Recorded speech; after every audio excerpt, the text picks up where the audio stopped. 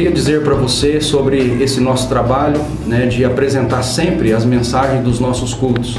Eu sou o pastor Elimar, aqui da Igreja Presbiteriana Central de Frutal, e nós temos aqui na nossa igreja o Ministério Comunica. Esses irmãos desse ministério fazem toda a divulgação da nossa igreja, e eles fazem também esse trabalho de divulgar as nossas mensagens na internet. Você que está nos ouvindo, nos assistindo aí pela internet, queríamos te agradecer, convidar você para assistir sempre, para nos acompanhar, e nós aceitamos também as suas opiniões, a sua avaliação. Se você quiser entrar em contato conosco também, você vai encontrar aí o endereço da nossa igreja, e é uma satisfação estar sempre presente aí com você através dessas mensagens gravadas todos os domingos na nossa igreja. Irmãos, eu estou pastoreando nesse presbitério já há 19 anos. E nesses 19 anos, Deus tem me dado alguns privilégios. Eu já presidi esse presbitério por 7 vezes. E a 7ª está sendo nesse ano de 2014. Eu tive o privilégio de acompanhar 2 pastores nos seus estudos teológicos. Fui tutor eclesiástico do reverendo José do Carmo, que hoje é pastor da Igreja Presbiteriana do Parque das Américas, lá em Uberaba. Acompanhei também, tutelando, o reverendo Lázaro, que hoje é pastor da 3ª Igreja Presbiteriana de Uberaba.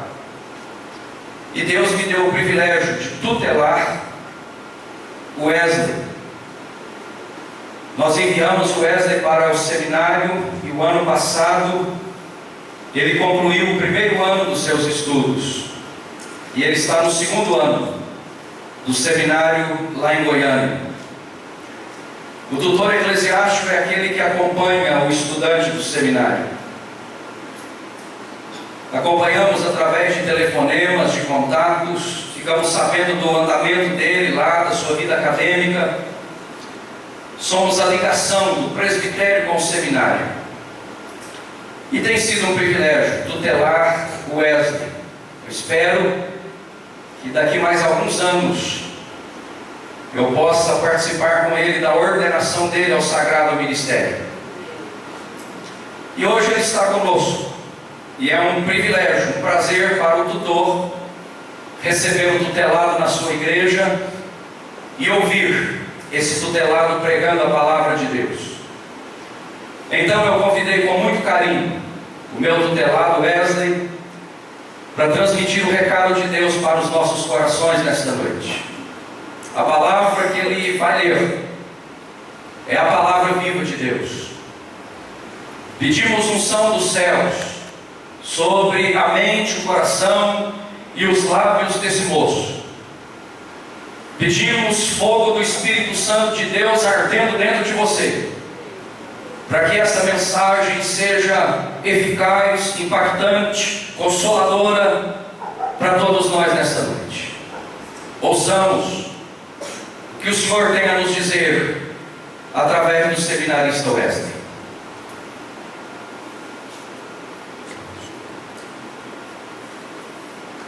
Boa noite, irmãos. Graça e paz, amém? Para mim é sempre motivo de grande alegria estar de volta aqui, né? Assim que saímos de Fronteira, ficamos trabalhando aqui durante um ano na Igreja Central de Frutal, e é uma grande alegria sempre voltar aqui e reencontrar irmãos queridos, amigos, pessoas que caminharam conosco aí. E eu sempre digo que há amigos mais chegados que irmãos, e há muitos irmãos aqui, né, nessa igreja. Então, Deus possa estar abençoando aí a sua vida. Eu quero te convidar a abrir a sua Bíblia no Evangelho de Marcos, capítulo 1. Marcos, capítulo 1. A gente vai ler do versículo 16 até o versículo 20. Evangelho de Marcos, capítulo 1, versículo 16 até o versículo 20.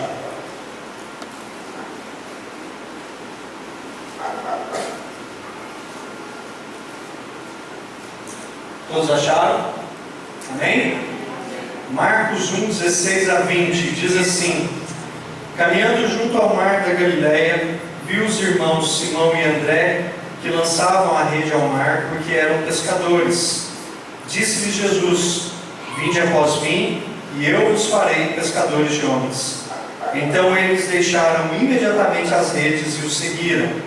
Pouco mais adiante viu Tiago, filho de Zebedeu, e João, seu irmão, que estavam no barco consertando as redes. E logo os chamou, deixando eles no barco a seu pai Zebedeu, com os empregados, seguiram após Jesus. Vamos orar?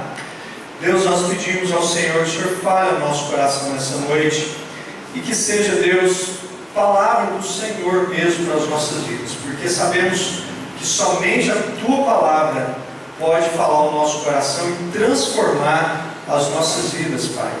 Por isso te pedimos, fala-nos ao coração, em nome de Jesus. Amém, Senhor. Meus queridos, vivemos uma realidade evangélica muito interessante no nosso país. Eu moro em Goiânia, e morando em Goiânia, lá tem umas feiras enormes de roupa, fica ali bem próximo da rodoviária. Algumas pessoas que talvez já estiveram lá, puderam ir nesse lugar, e é interessante você ver aquele monte de loja, que vende tudo quanto é tipo de roupa, principalmente para mulheres, né? 99% para mulher, 1% para homem. E um dia eu estava lá com a Linara, a gente estava comprando algumas coisas, e eu vi um carro de som passando e falando sobre uma loja com roupa, artigos, a última moda evangélica. Você, mulher evangélica, que quer se vestir bem na moda, você tem a loja certa para você. Então vem para cá que você vai ser muito bem atendida, porque a mulher evangélica, e aí tinha toda a propaganda em cima da moda relacionada com a mulher evangélica. E aí eu falei, olha, não tem nenhum roupa para mulher evangélica aqui nesse negócio, né? E é interessante porque essa conotação evangélica ou gospel, como nós ouvimos muito nos nossos dias, ela tem se tornado uma marca, uma grife. A moda evangélica, a música gospel. É interessante você pensar que hoje o segundo segmento de música que mais vende no país hoje é a música gospel. Som Livre tem feito contrato com artistas de música gospel, porque vende demais. As pessoas compram esse tipo de música, esse tipo de produto. E aí, meus queridos, você percebe que nos programas televisivos abriu-se espaço para esse segmento gospel, evangélico, supostamente evangélico. Portanto, ser evangélico, entendemos, é algo que, de certa forma, está na moda. Pessoas famosas se declaram evangélicos. Eu fiz uma lista de alguns nomes aqui, tem muitos outros. Heloísa Perissé, Monique Evans, Joelma e Chimbinha, da banda Calypso, espero que eles não gravem no CD Gospel, Sônia Lima, Carla Pérez e Xande, Bochecha e Caio Castro.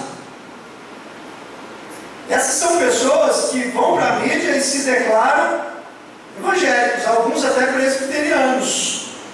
Por exemplo, Heloísa Perissé, ela apresenta um programa de humor intitulado Junto e Misturado. E nesse programa de humor há algumas tirinhas que debocham da pessoa de Cristo. Escrachadamente. Não tem mais ou menos, não. Eles zombam de Cristo escrachadamente. E ela faz parte desse programa. E ela se declara evangélica. Você vê o Caio Castro, foi num programa há algum tempo atrás, e ele se declarou presbiteriano, vai nos acampamentos da mocidade, ele diz que tem uma intimidade muito grande com Deus. No entanto, ele aceita o título que lhe é dado de sex symbol da TV brasileira. E nos bastidores, todos sabem, porque é público, ele sai pegando todas por aí. E aí você vê, por exemplo, a Sônia Lima, e esse é o testemunho que eu gostaria de enfatizar, se declarou evangélico no programa, e a repórter perguntou qual foi a principal mudança que houve na sua vida depois que você se tornou evangélico? E ela disse: olha, na minha vida o pessoal acha que porque a gente se torna evangélico alguma coisa tem que mudar. Tem que mudar não, gente, eu continuo com a minha vida do mesmo jeito. Então nós percebemos que o que há de comum na vida dessas pessoas são famosas, se declaram cristãs, no entanto há mais um aspecto comum: todos continuam as suas vidas do mesmo jeito, não houve mudança, não houve nenhuma transformação significativa. E o que eu quero trazer com isso será que ser cristão é declarar-se cristão? Essa é a pergunta que eu quero trazer para vocês essa noite. Será que ser cristão é apenas ter uma declaração de que você é cristão, de que você ama Jesus, de que você ama a Deus? Será que essas pessoas que se declaram cristãs são cristãs por causa dessa declaração? Meus queridos, o Evangelho de Marcos, ele vai falar no seu início, porque esse texto que nós lemos, ele vai tratar de forma muito específica do chamado dos primeiros discípulos. Quando Cristo ele começa a chamar os seus discípulos para o segui-lo, para acompanhá-lo no seu ministério. Mas se a gente observa a mensagem que vem anterior a esse chamado, é uma mensagem que tem uma temática bem prática e bem nítida. Jesus vai falar de arrependimento e fé. Quando você lê esse contexto, você vai perceber que Jesus fala de arrependimento e fé. Ou seja, as pessoas precisam reconhecer o seu pecado diante de Deus. As pessoas precisam se render a esse Deus, entendendo que Jesus é o único que perdoa pecados e os liga novamente ao Pai. Essa é a mensagem, a tônica do Evangelho. O reino de Deus, ele se estabelece quando as pessoas reconhecem quem elas são, pecadoras, e reconhecendo quem Cristo é, elas entendem que Cristo é quem os liga a Deus. Essa é a mensagem, arrependimento e fé, porque essa fé tem um alvo, essa fé tem uma pessoa, é Jesus. Então o Evangelho é isso. Muito provavelmente esses pescadores que foram chamados por Cristo, eles ouviram essa mensagem, e quando Cristo os chama, eles reconhecem em Cristo o Messias prometido. E a vida desses homens, uma vez que eles foram chamados, nunca mais foi a mesma. Simão, André, Tiago e João nunca mais foram os mesmos. A partir do momento que Jesus os chama, eles têm as suas vidas impactadas, as suas vidas foram completamente alteradas. A nossa confissão de fé chama isso de vocação eficaz. E ela diz o seguinte: todo aquele que Deus predestinou para a vida, e só esses, é ele servido no tempo por ele determinado e aceito, chamar eficazmente pela sua palavra e pelo seu Espírito, tirando-os por Jesus Cristo daquele estado de pecado e morte em que estão por natureza, e transpondo-os para a graça e salvação. Isso é chamado eficaz. Jesus atrai eficazmente, mas de maneira que eles vêm muito livremente, sendo por isso dispostos pela sua graça. É o cântico que a gente cantou no louvor. Pela cruz me chamou, gentilmente me atraiu. Vocação eficaz. Quando Cristo chama eficazmente, ninguém diz não. É um chamado irresistível. Mas, meus queridos, esse chamado, ele traz algumas implicações. Não é apenas uma declaração, mas há sérias e profundas implicações na vida daqueles a quem Cristo chama. E eu gostaria de pensar com você sobre as implicações do chamado de Cristo para mim e para a sua vida. Primeiro, o chamado de Jesus produz seguidores. Você vai encontrar isso no versículo 17, quando diz: disse-lhe Jesus, vinde após mim, ou seja, sigam. Versículo 18, então eles deixaram imediatamente as redes e o seguiram. E você vai encontrar isso no versículo 20, no finalzinho do versículo que diz: seguiram após Jesus. Percebam, irmãos, que o cristianismo não é uma religião de ouvintes, não é uma religião de rituais, mas é uma religião prática que produz seguidores. Isso corresponde a compreender Jesus como aquele que conduz, que é o líder da caminhada, que é Senhor da vida.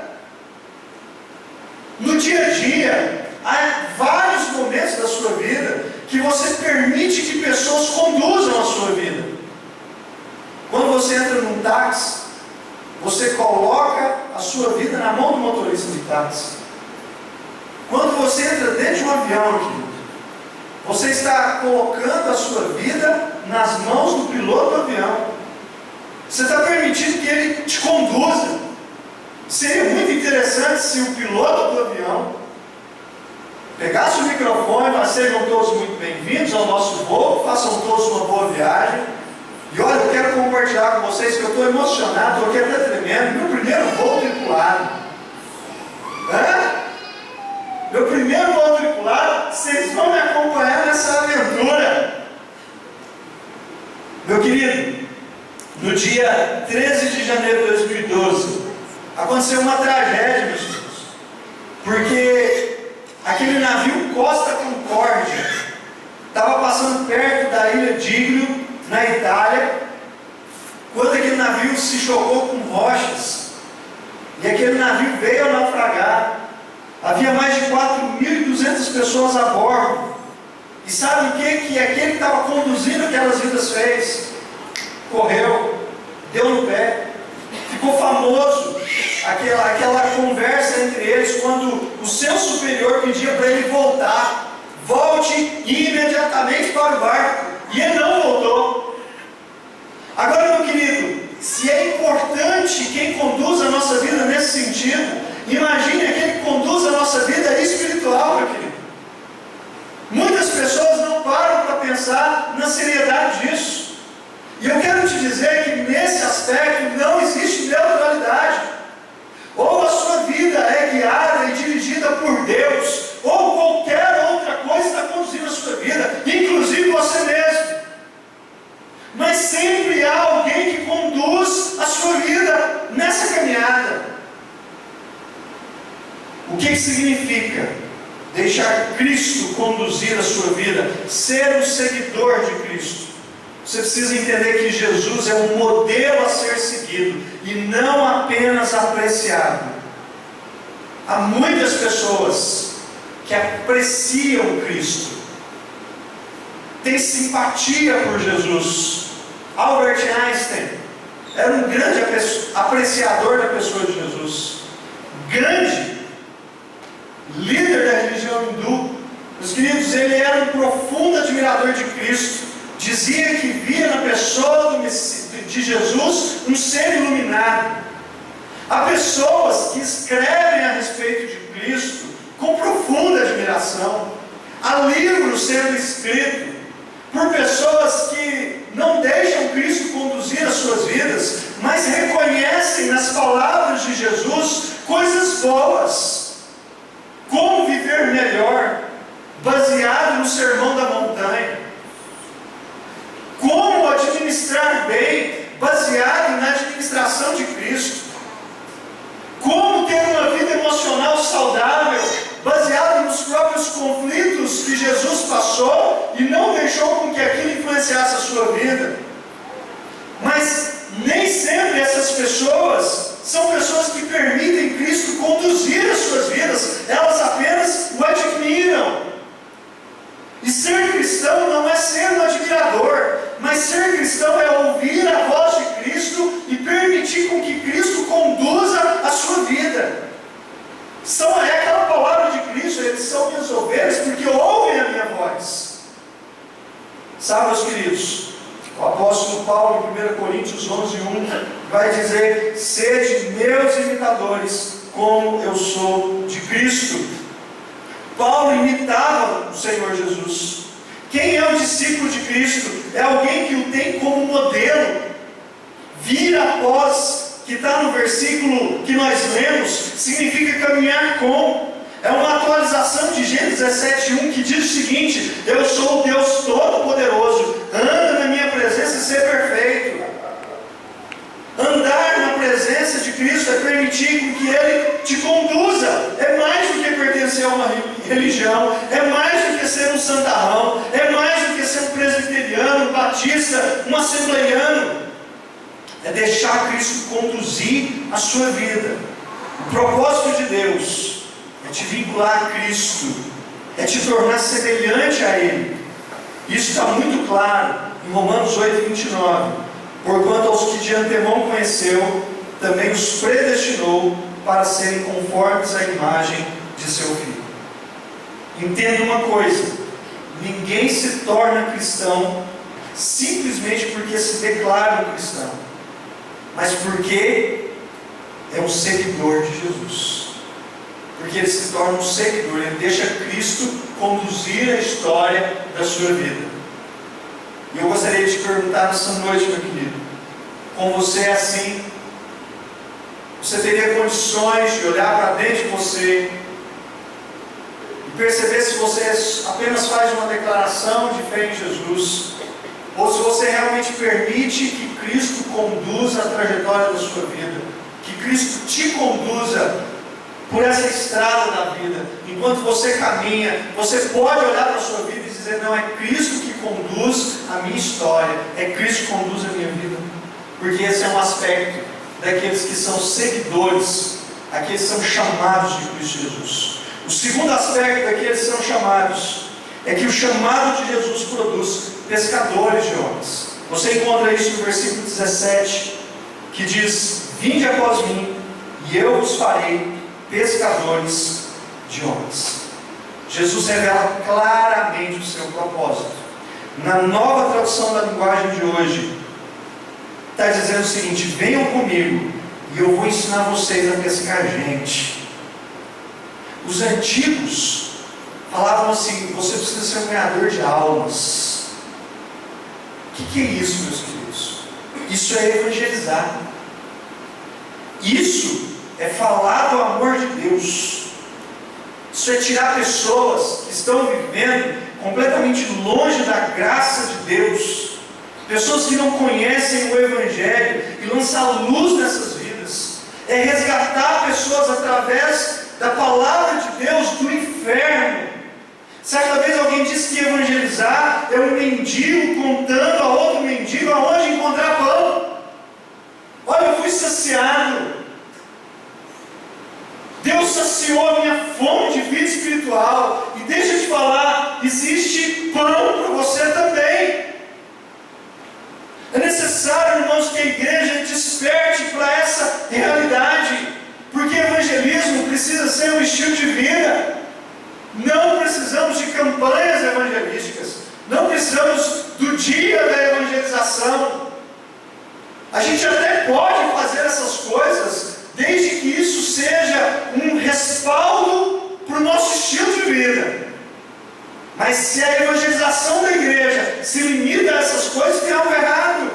Porque nós evangelizamos enquanto vivemos, enquanto caminhamos, enquanto trabalhamos, enquanto saímos com os nossos amigos, nos divertimos, falamos do amor de Deus. Precisa ser natural isso em nós. O apóstolo Paulo, ele vai falar que evangelizar é destruir fortalezas, anular sofismas e toda altivez que se levante contra o conhecimento de Deus, levar cativo todo pensamento à obediência de Cristo, punindo toda desobediência, para que o indivíduo se torne submisso a Cristo.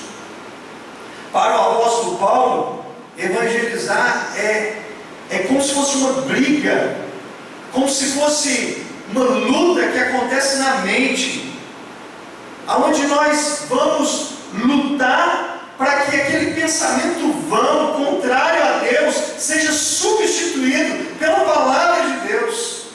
E aquelas pessoas que não levavam Deus a sério, que não conheciam o Evangelho, passem a conhecer. Então entendam que para a gente evangelizar, a gente precisa ter conteúdo. Você precisa, meu querido, ter conteúdo de Deus dentro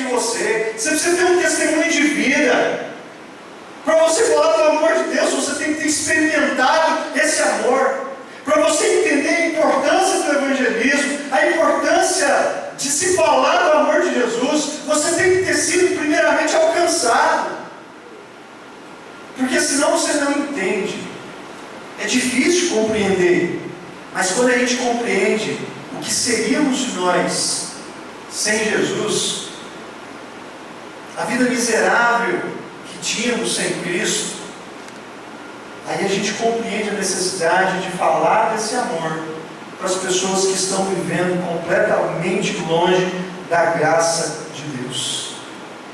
A igreja foi chamada para glorificar o nome de Deus sobre a face da terra.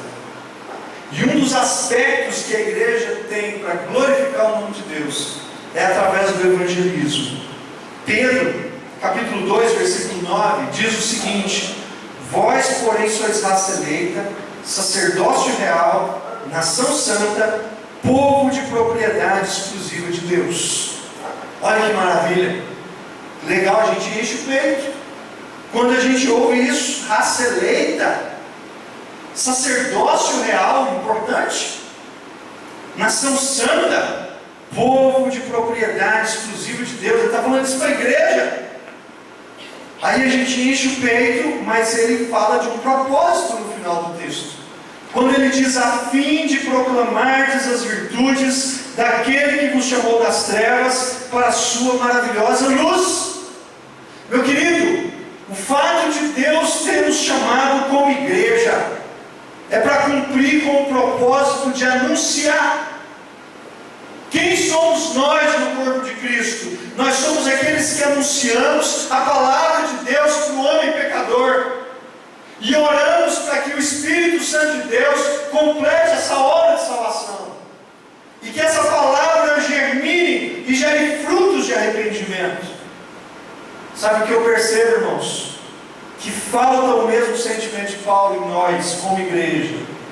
Ele dizia que sentia dores de parto, até que Cristo fosse formado nas outras pessoas. Dores de parto. Talvez as mulheres que tiveram um parto normal saibam bem o que o apóstolo Paulo está dizendo. Mas o que o apóstolo Paulo está dizendo é que ele sofria até que Cristo fosse formado na vida das pessoas. Sabe o que o apóstolo Paulo está dizendo aqui, meus queridos? É que nós somos atribulados por tantas coisas, mas o cristão, ele precisa atribular para ganhar pessoas para Jesus. Ele precisa ter uma vida atribulada, no sentido de que ele precisa pensar: mas eu tenho evangelizado, eu tenho falado do amor de Deus para as pessoas. Isso tem mexido com você, meu querido. Ou para você tanto faz. Vocês têm um instrumento fantástico, igreja. E aí nós observamos o trabalho feito com as crianças, nós observamos as células que estão acontecendo. A igreja precisa crescer nesse sentido de evangelizar, não simplesmente para a gente crescer, mas a gente precisa pensar que quando o evangelismo, a igreja vai crescer por pessoas que vão se convertendo, sendo livradas das trevas de Satanás, e isso precisa incomodar meu coração, porque há pessoas que estão caminhando a passos largos para o inferno. Há uma música antiga do Logos que diz assim: e se eu não falar, e se eu não pregar, para que servimos nós? E ela começa dizendo: nem eu nem você podemos ficar de braços cruzados, enquanto coitados não sabem ao certo para onde vão. E nós temos a mensagem que pode gerar salvação nessas vidas, luz, direção. E é interessante, irmãos, que Jesus dá o exemplo dos apóstolos, dos seus discípulos. Se a gente continua lendo o Evangelho de Marcos, eu vou ler alguns pedaços de versículos. Acompanhe comigo. Não precisa procurar na Bíblia. Marcos 1:21 diz assim: depois entraram em Cafarnaum. Marcos capítulo 1, versículo 29. Saindo eles da sinagoga, foram com Tiago e João diretamente para a casa de Simão e André. Marcos capítulo 2, versículo 1.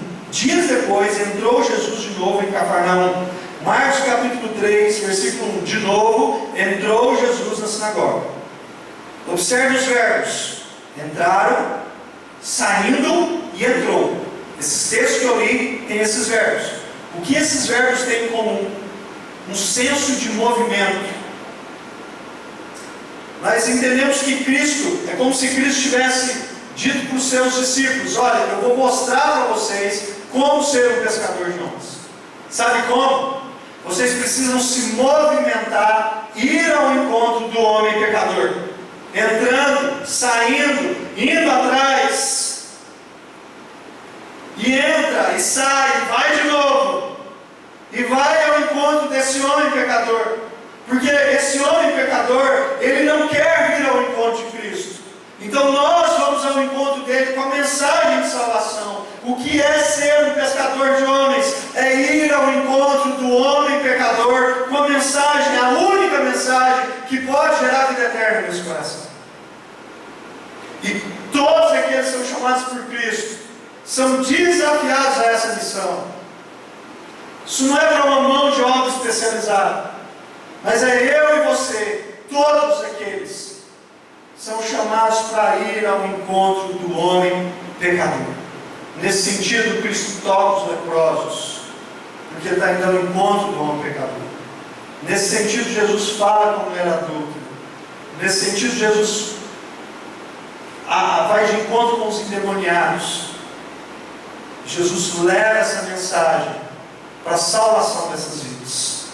Em terceiro lugar, meus queridos, a terceira implicação do chamado de Cristo é que o chamado de Cristo produz obediência imediata. Nós encontramos isso no versículo 18, quando ele diz: então eles deixaram imediatamente as redes e o seguiram. E nós encontramos essa obediência no versículo 20: e logo os chamou, deixando eles no barco a seu pai Zebedeu com os empregados, seguiram após Jesus. Percebam que quando eles se deram conta de quem é que os chamava, e esse chamado, que era um chamado eficaz para as suas vidas, eles abandonam absolutamente tudo para seguir a Cristo Jesus. Tudo. O seguidor de Jesus Cristo lhe obedece imediatamente. Meu querido, ele não deixa para amanhã. Aquele que compreende quem é que o chama, ele obedece de forma imediata. Há um hino antigo que diz assim: tudo, ó Cristo, a ti entrego, tudo sim por ti darei, resoluto, mais submisso, sempre, sempre seguirei. Tudo entregarei, sim por ti, Jesus meu mestre, tudo deixarei. O que esse hino diz? De obediência imediata.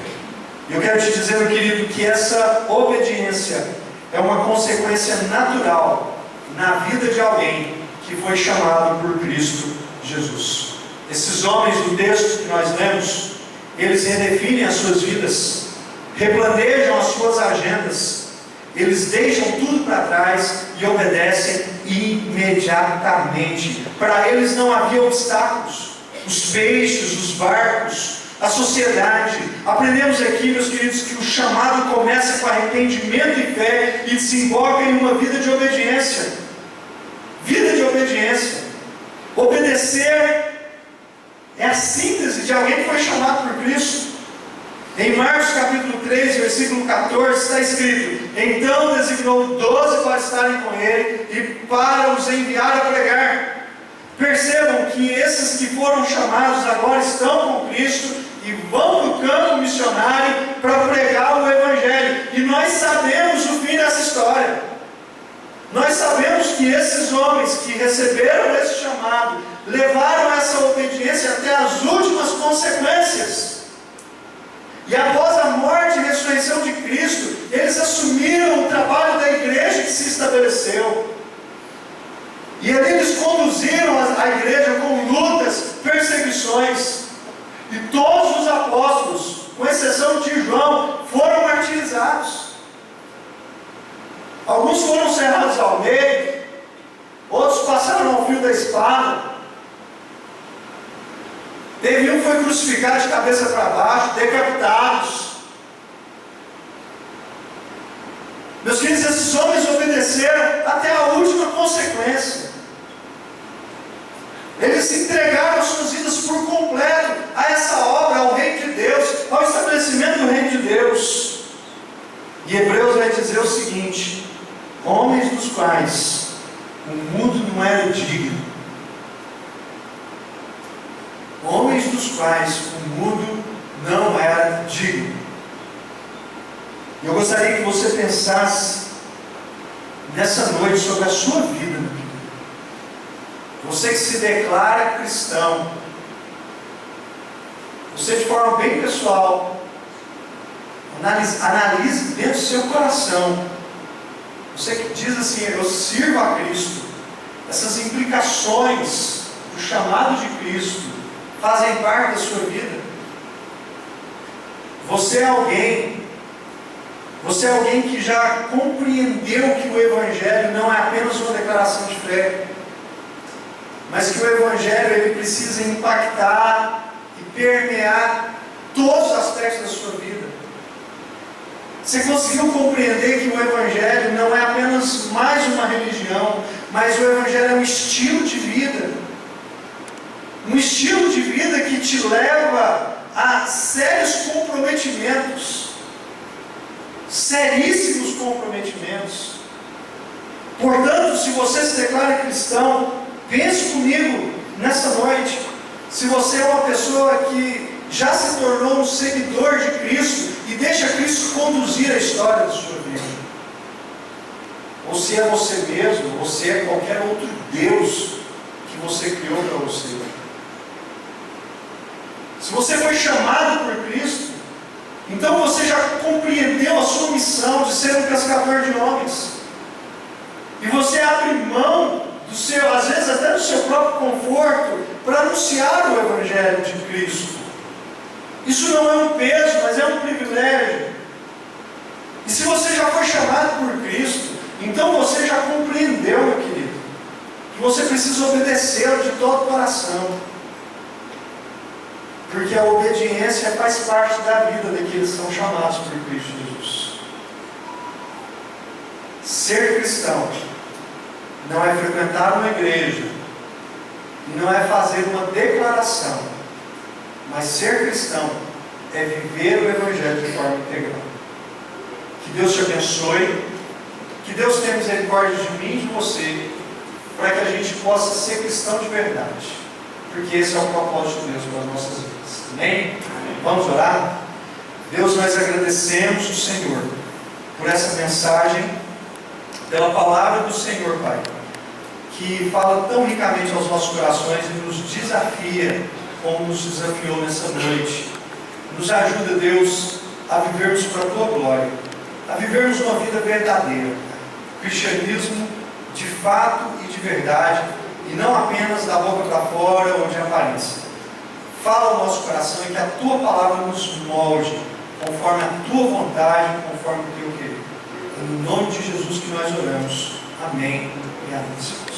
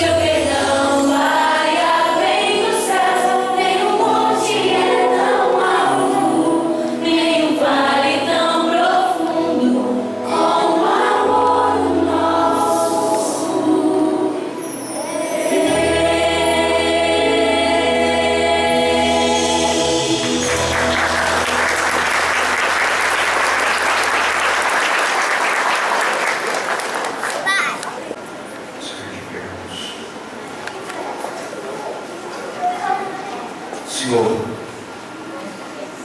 obrigado por esses momentos passados aqui nesse lugar. Obrigado por tudo que nós ouvimos aqui nesta noite. Estamos iniciando uma semana, Deus. Precisamos do Senhor conosco. Vá diante de nós, Senhor, quebrando as barreiras, rompendo os obstáculos, e que tenhamos uma semana vitoriosa para a Tua glória. Ó Deus, estenda as Tuas mãos sobre as nossas cabeças e nos unja com unção nova. Nos dê destreza, Senhor, na proclamação do Teu Evangelho. Ó Deus, vá atrás de nós, nos protegendo de homens maus e perversos. Ó Deus, faça resplandecer sobre nós o Teu rosto. E agora, meus amados irmãos, que a graça do nosso Deus Pai, o amor indizível do nosso Senhor e Salvador Jesus Cristo, a comunhão e a consolação do Espírito Santo de Deus, repouse sobre todos vós e sobre toda a igreja de Deus espalhada por toda a face da terra, agora e até aquele dia glorioso da volta do nosso Senhor. Maranata, vem Senhor Jesus. Amém e amém, Senhor. E de paz, queridos, que Deus os abençoe.